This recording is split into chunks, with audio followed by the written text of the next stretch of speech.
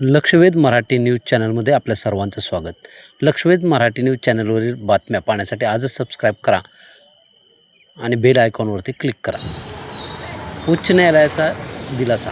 परांडा बाजार समितीतील दुकाने तोडण्याच्या कारवाईला तात्पुरती आता स्थगिती मिळाली आहे. परांडा कृषी उत्पन्न बाजार समिती परिसरातील कथित अतिक्रमण हटवण्याच्या कारवाईला मुंबई उच्च न्यायालयाच्या औरंगाबाद खंडपीठाने तात्पुरती स्थगिती दिली आहे. योग्य कायदेशीर प्रक्रिया पूर्ण केल्याशिवाय कोणतेही तोडकाम किंवा अतिक्रमण हटवण्याची कारवाई करू नये असे स्पष्ट आदेश न्यायालयाने संबंधित प्रशासनाला दिले आहेत. परांडा बाजार समितीने काही दिवसांपूर्वी वृत्तपत्रांमध्ये एक जाहीर नोटीस प्रसिद्ध करून परिसरातील अतिक्रमण हटवण्याची कारवाई जाहीर केली होती.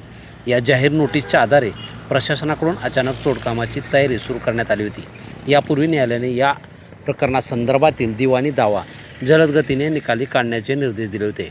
तरीही वैयक्तिक नोटीस न देता थेट कारवाई सुरू झाल्यामुळे संबंधित दुकानदारांनी उच्च न्यायालयात धाव घेतली होती. बाजार समितीच्या या कारवाईविरोधात संबंधित दुकानदारांनी ॲडव्होकेट गणेश ज्योतिराम कोरे यांच्यामार्फत उच्च न्यायालयामध्ये याचिका दाखल केली होती. याचिकाकर्त्याने वतीने न्यायालयात बाजू मांडताना सांगण्यात आले की अनेक दुकानदार गेल्या 20 वर्षापासून अधिक काळापासून संबंधित जागेवर अधिकृतपणे आपला व्यवसाय करून उदरनिर्वाह करीत आहेत.